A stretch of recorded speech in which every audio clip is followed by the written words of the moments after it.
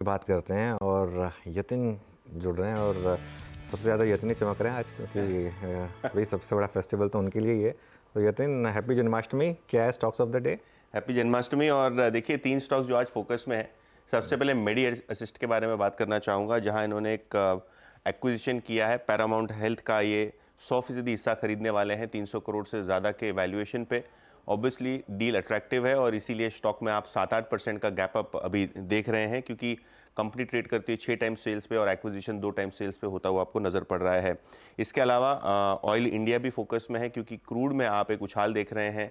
नए नए discoveries yesterday ONGC ने अनाउंस की, तो ऑयल इंडिया में भी ट्रेंड सूट फॉलो होगा। स्टॉक में लगभग 3.5% का गैप अप अभी आप देख रहे हैं। तो अच्छे क्रूड के दाम के चलते और नई डिस्कवरीज के चलते ऑयल इंडिया के शेयर में फोकस है।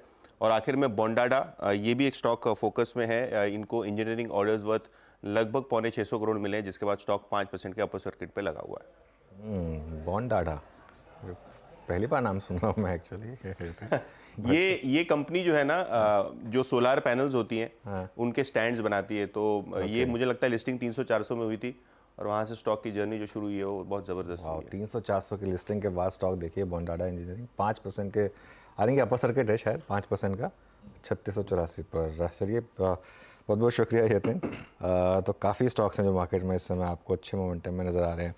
मीनवाइल एक बार आप लेकर आइए इंटरडे चार्ट्स 2 स्टॉक्स का, और वीरू यही चीज़ मैं जो आपको सुबह एक्सप्लेन करने की कोशिश कर रहा था, एशियन पेंट्स और पिडिलाइट। एक बार एशियन पेंट्स और पिडिलाइट का स्टॉक देखिए इंट्राडे में, और वो फिर आपको बताएगा कि मार्केट में क्या इस समय मोमेंटम है।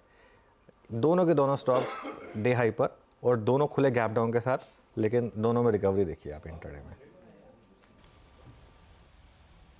बिल्कुल डे हाई की ट्रेजेक्टरी में एशियन पेंट्स, स्पेशली मेरी स्क्रीन पे आज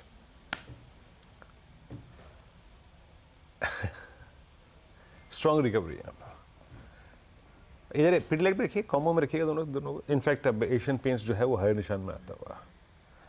तो अनुज, अभी ये क्रूड की फोर्स का कोई इम्पैक्ट नहीं है इन स्टॉक्स पे, है ना? मतलब दोनों ही स्टॉक्स डे हाई पर आ चुके हैं इस वक्त। नहीं देखिए क्या है ना वीरू, ये सब 81-82 का क्रूड।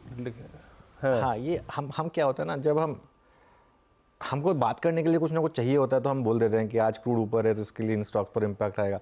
बेसिकली इम्पैक्ट आता है, लेकिन इम्पैक्ट आने के लिए अच्छा क्रूड भी क्या है, क्रूड किस लिए भाग रहा है? वो इजराइल हिजबुल्ला का जो थोड़ा सा वापस टेंशन हो गई है उसकी वजह से।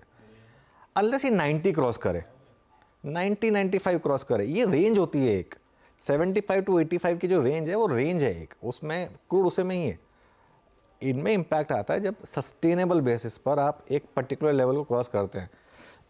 ऐसा तो है नहीं कि एशियन पेंट्स अपने सारे इनपुट कॉस्ट आज खरीदेगा, वो तो अपना उस हिसाब से प्लानिंग करके रखते हैं ना, उनके कुछ ऑर्डर्स वगैरह होते हैं, उस हिसाब से वो पहले से करके रखते हैं। तो इसके लिए ये चीज़ें जो होती हैं ना, डे टू डे में सिर्फ सेंटिमेंट इम्पैक्ट होता है, लेकिन उसके लिए वो पहले 2-3 मिनट तक लास्ट करता है। उसके बाद उसमें फिर जो मूव आता है वो बेस्ड ऑन फंडामेंटल्स आता है। तो ये एक चीज़ आपको ध्यान रखनी है बेसिकली।